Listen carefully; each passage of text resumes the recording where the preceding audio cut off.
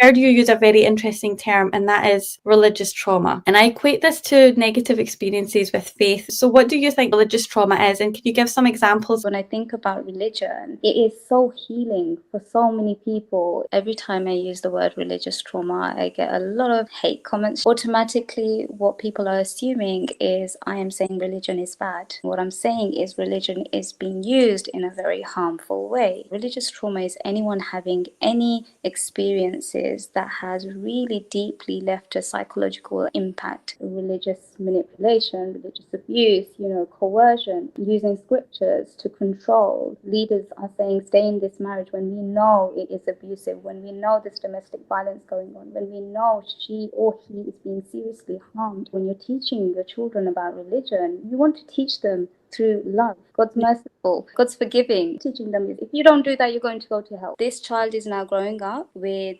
anxiety, intrusive thoughts, thinking if I don't do that, then I'm going to go to hell. This child is growing up with shame, religious guilt. They feel God's not going to forgive me. I'm a bad Muslim. Unlearn and relearn what religion means to you. Go to safe spaces and learn what religion is about and why it's important to you. Another example would be people going to pilgrimage. Beautiful experience. And then you come back saying I've experienced sexual assault. Why are people experiencing that when they go to pilgrimage? And it's not the religion. It is these people using religion to harm you, and that's not your fault. I can't believe that. It's sad that our religion is being used in that way, and I feel bad for people that are going through that. I really do. And I came from a very liberal, cultural Muslim household. There was nothing really about Islam in the house as much as it should have been. But there were instances where I would be told, God will be angry with you, God will punish you if you don't do such and such. You must read the Qur'an, you must pray your salah. If you don't do this, you will go to hell. I always had in my mind, don't drink alcohol, don't do drugs, no men, all this sort of stuff. Allah will be angry. So it was good in that way because it kept me away from all haram. My trauma is probably lack of Islamic guidance growing up. And I made that conscious choice to explore Islam and establish a connection with Allah subhanahu wa ta'ala from a place of genuine curiosity. And I was in need of guidance, alhamdulillah. I feel bad for people that have had religious trauma and shy away from the deen because of humans.